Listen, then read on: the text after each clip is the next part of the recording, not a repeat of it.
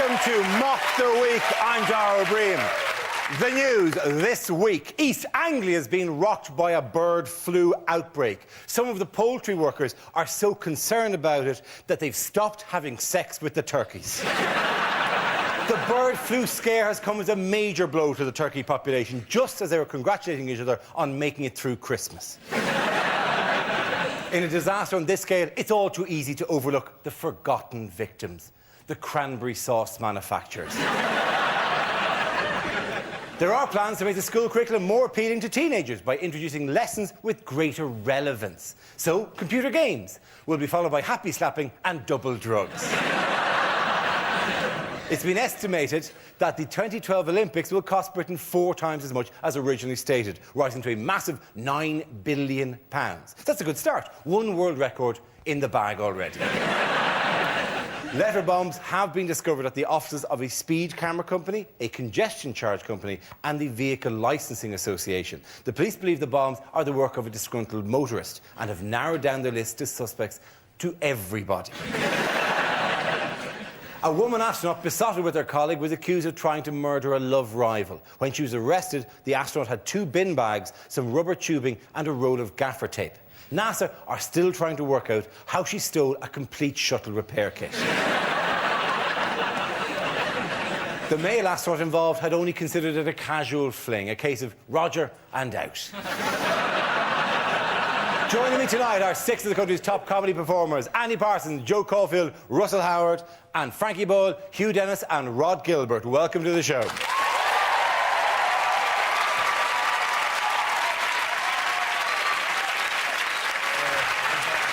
OK. Our first round is called Headliners. Here's a picture of clean-up operations after the bird flu outbreak at Bernard Matthews Farm in Suffolk. But what does BTAD stand for? Is it bugger there's a dead one? Is it Bioterrorists Annual Disco? Is it BBC Terminate Anton Deck? Is it best to avoid drumsticks? The T, I'll give you a clue, stands for turkey. British turkeys are doomed! Probably. Well, turkeys are destroyed, I would reckon. But what the B? Bilious? Billions? British? British. Very good. British Well done, turkeys. Hugh. By a process of going through every word beginning with B, Hugh has correctly identified the answer. Let us applaud him. The answer I was looking for was British turkeys are destroyed and refers to the arrival of the deadly H5N1 strain of avian flu in this country. Exclusion zones have been set up and a cull of 159,000 birds carried out. Is it enough? I wonder, ladies and gentlemen. The BBC sent us a note not to scaremonger in any way. It's out there! It's out there, for God's sake! Why can guns and shotgun cartridges? What the hell are you doing watching this, for Christ's sake? That's what you're going to be doing right now. We should do that. Is that something wrong, John? We don't need to panic, do we? We don't need to panic. Apparently, if you eat turkey, you should be absolutely fine. The only way you can catch it is if you dry out the carcass and sniff it. That's essentially it, If you're into that sort of weird shit, you deserve exactly what's coming to you. That's not true. This is in Suffolk. That might well kick off. I mean, you're talking about the one place in the world where bird flu could actually raise life expectancy levels as the locals finally stop marrying seagulls.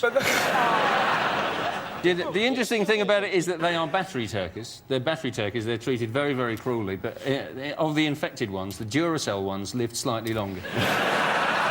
And they've banned pigeon racing on the back of this as well. They've panicked and banned pigeon, and that's going to force it underground, surely. It's tremendously cruel, the conditions they keep these turkeys in, though, isn't it? It would actually be more humane if they let them live in a bargain bucket. If they rolled into a bargain bucket as an egg, hatched, lived their life there, and then just before they died, onion rings were added. OK, I will say that we are obliged not to scaremonger here, unlike the papers, which went bananas. The Mirror said, "We may die, save us." And the News World ran with, human bird flu is here. Just for clarification, human bird flu isn't here, right? And people in the news were going bananas. There's no such thing. The disease doesn't For exist years anymore. now, we've been told you've got to have, you know, free-range chicken. It's going to completely change that. You don't want a chicken that's free-range. You want a chicken that has been locked up for a long... You know, this isn't an ordinary chicken. This is a chicken which has been raised friendless in solitary confinement. The actual first one of H5N1 in this country was actually a swan, wasn't it? It was a swan, and yes. it arrived in Scotland, and they said, oh, well, you know, it's probably come over from France. Nothing to do with us, that's it. Blame those foreigners. Yeah. Mad cow disease, oh, yeah. Sod all to do with us. Probably some German cow came across on a lilo across the North Sea. Birds have got an easy deal. Birds have got an easy deal, haven't they? They're just getting flu. I mean, cats can get AIDS. That would have made Top Cat a very different show. My food's falling out, TC. Officer Dibble, I've got AIDS. Hang on a minute. What? Whoa! Can cats get AIDS? It's called fades. No, it's called Fades. feline... AIDS, yeah. Feline AIDS. How they get AIDS? It's called, like, feeder or fade. Thank God you don't work for the National Health Phone. I don't know, something. See you later, bye. I gotta go. Yeah, I'm playing Pro Evo on the PlayStation. See ya. Right, quick question, sorry. Bernard Matthews and his farm has been in the news before. Do you remember the stories that were in the news for? Twizzlers. It was Twizzlers was one thing, yes. Jamie Oliver slagged off Twizzlers. And they invent turkey Twizzlers. What else? Do you remember what else? Oh, they played baseball with Turkey. Oh, yeah, Played turkey baseball. baseball with turkey. Yeah. But Which is bad for a turkey's self-image. It's not a sport that suits them. to be Exactly. honest. They can't hold the bat. They can't field. If they'd mix the teams up even, like half human, half turkey, then you Do get you a bit think of they got confused between the words base and based? I don't understand. to be honest, with the turkeys, I think they got confused between the word baseball and piñata, is how they got confused. What's pinata? Piñata is when you thump the shit out of a donkey on a road. It's a Mexican Is that an Irish thing? It's not an Irish thing, no. It couldn't be less of an Irish thing, piñata. Yeah. What? Well, hello, welcome to Ireland. It is a pleasure to have you here at the You're just- Shaughnessy Farm. Dara, that's cheeky. You're just doing it in a Mexican accent. I could just as easily say there's nothing more Irish than pinata. Welcome now, here we are, just about to beat the shit out of a banana. See, that's an Irish game now. That offends me. It is if you Okay, don't that kind of 'cause you're cheap, Mexican. excuse me, national stereotyping you're doing there just as wrong. And so do my cousins. Sorry. If this happens, and let's broaden the healthcare system in general, do you think Britain's healthcare system will be able to cope with, you know, a mass outbreak of... It almost certainly not. Basically, we struggle with everything, haven't we? Everything we've ever had. You may have heard now that they've got this new worry about mad sheep disease as a follow-on from mad cow disease. The government have been doing research on sheep's brains for 5 years. Turned out recently that, in fact, they've been doing the research on cows' brains by mistake, and the research was worth jack shit. You'd have thought they might have spotted this, you know. Oh, have you got the sheep's brain? Yes. Mind you, it was a big sheep, black and white, went moo a lot. That's how mad it is. Lucky we did the research. Who's going to step in and save the health service then? Richard Branson Yes, that's it. with Virgin Surgeries. He's moving into health on the basis that if you run a coach and a train company, you're going to understand waiting lists. Yes. How can you trust anything that Richard Branson does? What sort of arsehole tries to fly around the world in a balloon when he owns a bloody airline? But also, it's going to be exactly like Virgin Trains. They'll go, oh, you can't see the doctor, but we do have a replacement coach driver if you'd like to speak to him. He's got a thing now where people can pay $1 million to travel into space with him. I'd pay $3,000 just not to be stuck in a lift with the arse. He's also got I don't think it's with him, it's with his company. No, he's going up as well. On every flight, he's going to sit. Stephen Hawking's going to be has agreed to be on it, or maybe Branson just turned his volume down. You want to go, don't you? Oh yes. Branson treated Stephen Hawking like a ventriloquist doll, did he? Oh, I want to go on the plane. I want to go on the plane. Don't put me back in the box. Don't put me back in the box. It's amazing, isn't it, what they can do with medicine these days? It's like that woman last week who gave birth to she was 67 years old. And you're thinking you don't really want to be a kid there struggling to walk, finding out that your parents are in exactly the same condition. It's not going to be a struggle pushing it out at 67, though, isn't it? That baby's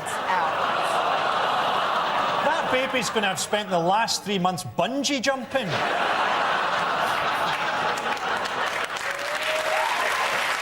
At the end of that round, ladies and gentlemen, the winners are Frankie, Hugh and Rod. Now we play a round called Wheel of News 2, Wheel Harder. This game involves Rod, Andy, Frankie and Joe. So if you can make your way to the performance area, please. This is a stand-up challenge. Our random news generator contains a bank of topics. We spin the wheel, the topic will come up, and they'll have to step forward and make jokes about it. And the winning team will be the one with the best material. OK, the first topic, let's spin the wheel. First topic is climate change. Who wants to step forward on that? I'll sort out climate change. It's Rod.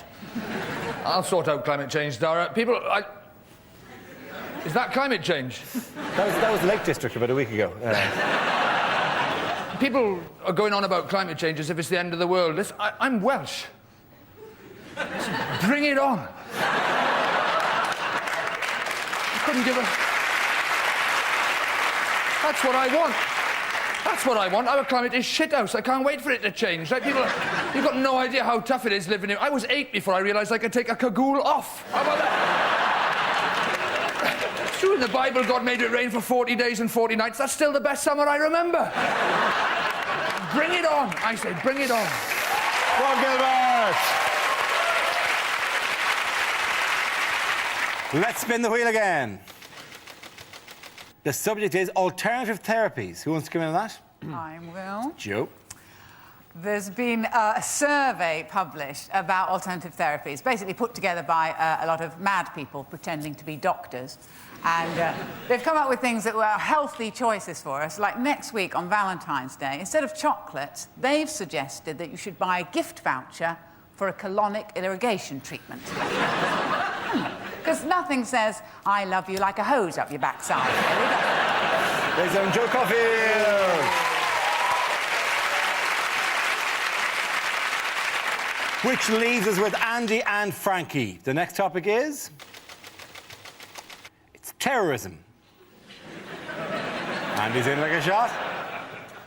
Now, Tony Blair has once again tried to justify improving our nuclear weapons because he says one of the reasons is he's worried terrorists such as Osama bin Laden might get hold of them. Now, once again, I think this is scaremongering. We know Osama bin Laden hasn't got a nuclear weapon because we haven't seen it on his videos. We know he's got a rifle and a donkey.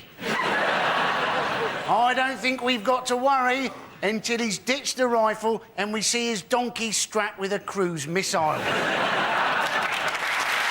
done, Andy Parsons. Let's see what Frankie's been left with. That's crime. Crime looking a lot like bird flu there, but... yeah, they're going to bring in super ASBOs. Now, I mean, ASBOs already sounds too cool. Teenagers see it as a badge of honour. They should call them gay-bows or bender badges. I tell you, the TV show I'd love to see, CSI Glasgow. Well, we've done some preliminary tests and it looks like the intruder definitely did a jobbie on the carpets. We got this thing on DVDs now where they say DVD piracy funds the drugs trade. Funds the drugs trade. I don't know about you, but I reckon if you can't make money out of heroin, you're going to struggle in general. Oh, the problem with this crack cocaine is people can just take it or leave it. Thank God we're still selling the Harry Potters. Frankie Royal, your points in that round go to Frankie and Rod.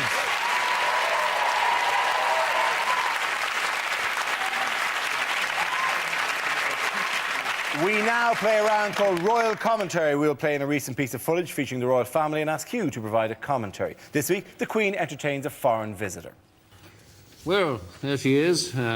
Royal Majesty, Queen Elizabeth II, wearing white gloves as normal. People ask us why. Well, it's quite obvious, because later this evening, she's refereeing the embassy snooker. Well, why are they here? Well, they're here for this, the world's largest musical chairs competition. 353 chairs, 354 contestants. The table, of course, from IKEA, normally seats 12. It's in the catalogue as the Blomqvist. Oh, Jacques Chirac is absolutely up for this competition. He loves it. And so is the Queen, but she's putting her glasses on. She's not letting the cheating French bastard get away with anything. The music provided by the Grenadier Guards with their version of Smack My Bitch Up. An apology. Well, the Queen now rising for the reading of the rules. The French will go clockwise, she says. The British will go anti-clockwise. It's very confusing, much as it was at Verdun. No ducking, no diving, no petting, no bombing, and no Prince Philip, you notice. He uses these occasions when he knows exactly where the Queen is to go off and sleep with someone younger and more attractive, or possibly shoot something, like a duck or an asylum seeker. In this instance, a cameraman. Look, he's fallen backwards. But don't worry. The paramedics will soon be here. Jacques Chirac now reads out the telegrams of apology from those unable to attend. Saddam Hussein would have loved to be here. Unfortunately, he fell through. And President Ahmadinejad, Desmond Tutu, and H from Steps can no longer be with us. This is quite boring. So much so that the man immediately below Jacques Chirac is having to burn his own face in order to stay awake. Well, they're finding... Oh, my eyes, he's saying. They find it. Well done, Hugh. This round is called If This Is the Answer, What Is the Question? On the board are 6 categories. Joe, which one would you like? Home news, please. OK, your category is home news. The answer is 10 minutes. What is the question? 10 minutes. Is that sobering up time for a budget airline pilot? Is it? How much of 2006 can Pete Doherty remember? How long does it take to recreate Jade Goody's brain using only cotton reels and cereal packets? A working model. Yeah. What is the life expectancy of an Iraqi greengrocer? What's the maximum length of time a man can tread water once he's been handed a hippo? I never know, though. No, I'm rolling. What kind of, like, you know, swimming lessons were you brought to? Yeah, you're doing good, you're doing very good. Now bring in the hippo, bring in the hippo. Is it something to do with education? Is it what do most kids think quarter of an hour is? I know the answer. It is something to do vaguely with education. Oh, it's how long are new lessons going to be? How long are some new lessons? Yeah, going to be? Mandarin specifically. Yes, it is. Absolutely. Very well done, Russell Howard. Very good. Now, the question I was looking for is how long might some lessons now last under proposed secondary school reforms? These are the radical proposals from the Qualifications and Curriculum Authority to combat pupil disaffection by revolutionising school timetables and teaching methods. Does anyone really care about pupil disaffection? Well, do you know, is there any generation that didn't have... I don't like this. Do you know, at school, I mean, working towards excellence does depend on the pupils, but we had a bloke at my school who, when they marked A-levels, he used to get A, B, C, D, E, O, F. Those were the grades, right? The first time... He took his A-levels twice. The first time round... Why did you get an O before the F? Well, because it was an O-level pass and then a fail. But the first time round, he got 2 O's and an F. He retook them, he got 2 F's and an O. And he was delighted because he could spell ooh, F off with his A-level result. But it's amazing. See, that's the kind of kids you're working with. But that's all you do at school. We had a maths teacher called Mr. Winter, and he had a comb over, right? And we used to play a game called Tilt the Wig. And the aim was to get him so angry that his hair would flap down by one side. And you cannot get told off by a grown man whose hair is flapping to... It's the most fun. It's like when you go 10-pin bowling with your mates and they go and get a drink and you fiddle with their name. They come back, they bowl, they get a strike, they turn to celebrate, and above them in flashing letters it just says, I touch kids. It's that level of giddy joy, you know? Totally oblivious to the fact that... This is part of the new proposals, isn't it, that they have things like 10-minute classes to shake up education and They have they combine subjects and stuff like that. It is genuinely a proposal that you would get different teachers to add it. And the one suggested by the man from the Qualifications and Curriculum Advisory Board, whatever it is, was that perhaps the PE teacher could come around and tell you about great historical example of sporting figures and their leadership. Which is Could there be a bit worse shattered. idea? Hitler was a I mean, great you're sympathiser. sitting there as a history teacher trying to tell people about life in the trenches in the First World War. A guy comes in a tracksuit and starts going on about the life of Graham Souness. I think they combine religious education and biology, so then you'll know where babies come from, but you'll also know it's a sin and dirty and bad. The other suggestion was, they were saying, a weren't they? terrific One of the juxtaposition. examples was anatomy, where you could have your science teacher and your PE teacher giving the lesson together. The danger then, isn't it, if you forget your Bunsen burner, you know, you may have to do the whole lesson in your pants. The whole scheme seems to be, what else can we get the PE teacher to do? Are they not also introducing they're trying to introduce new things, like you can do archery and skateboarding, apparently, in schools. And what's going to happen there is you're just going to get a whole new type of drive-by shooting. That'd be great. Mothers of gang members pleading for quivers to be taken off the streets. It is. But you shouldn't be able to hear the roll, pat, roll, pat. After one foot down. Oh my God, quick, duck, every. There was an example given actually of many of the new sports, and they suggested skateboarding and golf. As if there's, you know, in a Venn diagram, just to bring maths into this, a Venn diagram that includes kids who skateboard and kids who play golf. There was no intersection there at all. I was thinking you were saying it was skateboarding while golfing. No. Like, that's brilliant. That's like sort of council house polo. That's a fantastic idea, isn't it? Was But all these new sports are because Blair thinks our kids are too fat. Isn't it? That way they eat too much sugar and too much salt and too much fat and stuff. And I read a really frightening thing the other day, that if you leave a fat kid in a glass of Coke overnight... You can finish that one off yourself, to be honest. Well, their proposal for fat kids at school is that they give them dance lessons. They're not going to have the concentration for that, are they? Everybody do the mashed potato. Ooh, mashed potato! The thing is, if they're saying, oh, well, how do we get children to learn? Make them. Yes. Make them learn. Combine algebra with a beating. You know? A lot of the new subject is just designed to make parents feel even more stupid, isn't it? Oh, yeah, It's it'd like, be great, you know, can you help me with my Mandarin homework? Oh, yes, dear. It's like a small orange, a bit like a satsuma. People are saying, oh, well, it's stupid. You know, what's the point of any of our kids learning Arabic? But it could be quite useful, couldn't it? For instance, if you were sat on the tube and two people in front of you were speaking Arabic, it would make you a little more relaxed about what they had in their bag. or not. It'd be good if it was Arabic phrases that you could really use when you're travelling in the Middle East. That's a very sharp sword. Why are you videotaping this? Where's the nearest marketplace? Good, I'll head in the opposite direction. Basically, these education proposals, you know, they've been upsetting teachers. And you don't want to upset a teacher, do you? Very easy to upset a teacher. All you've got to do to upset a teacher is go, ooh, you've got long holidays. They don't like that, do they? And then, if you continue with that with, oh, and you finish at 3:30. Oh, they're livid, aren't they? Oh, I've got me marking. And primary school teachers, they don't like it. If you go to a primary school teacher, and how old are they? You teach 7-year-olds. That's all right. You don't have to know anything, do you? If you can tie your own shoelaces, they think you're a genius. Primary teaching isn't a job. What, you're teaching little kids to do paintings out of seashells and glitter? That's what they'd have done if you weren't even in the room.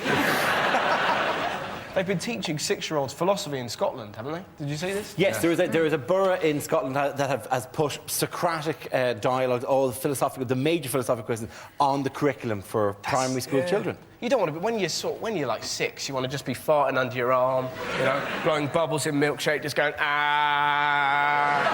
I heard Do you want to do a that. potato print? I might not even exist. At the end of that round, the points go to Russell, Joe and Andy!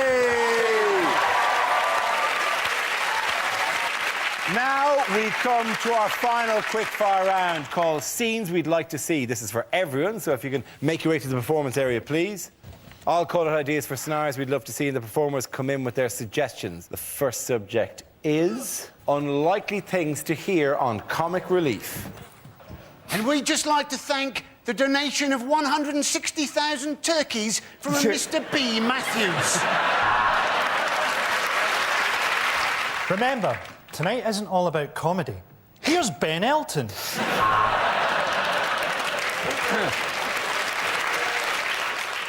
Of course, we're also supporting projects in the UK. For example, this is my extension. My name's Ade. I'm 7 years old, and I have to walk 5 miles every day to get fresh water. So I really don't have time to play footballs with fat celebrities. Fuck off and give me the money.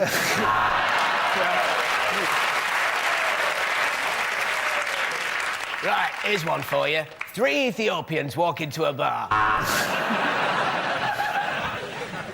If we remove all these villagers' cataracts, one day they might be able to make our shoes.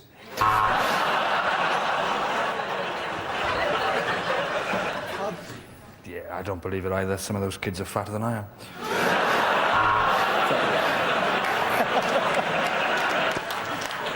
And remember, 20% of everything you give goes directly to a grinning warlord wearing a necklace of human finger bones.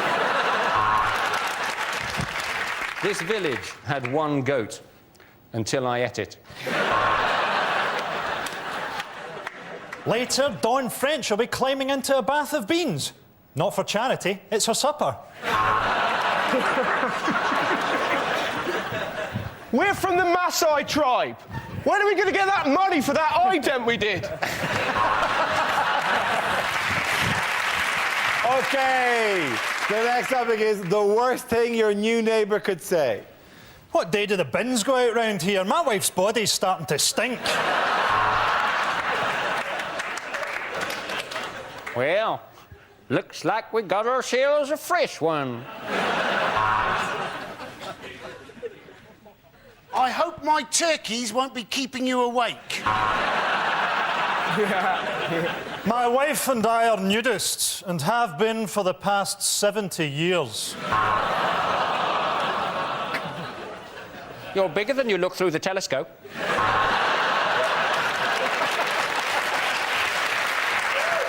Welcome to the street, or as we like to call it, the cul-de-sac of Christ. Do you like the music of... What the?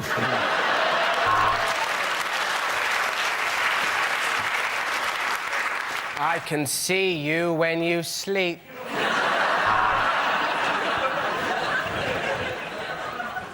Yes, that's right. The wife breeds Rottweilers, the children in a brass band, and I'm a paedophile.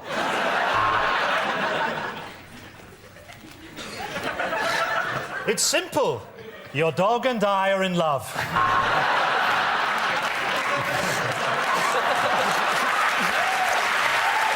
That's it, ladies and gentlemen. The winners of that round are Frankie, Hugh and Rod. Sit down, everyone.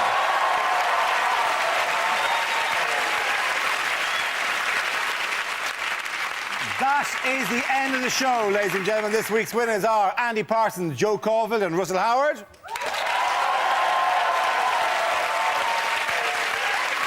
Commiserations to Frankie Boyle, Hugh Dennis and Rod Gilbert. Thank you for watching. Good night. The next chance for mockery will be on Monday, the 19th of February, usual time, 10 o'clock here on BBC Two.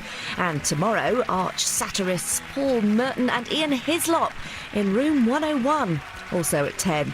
There's more comedy for you right now on BBC Three with Man Stroke Woman.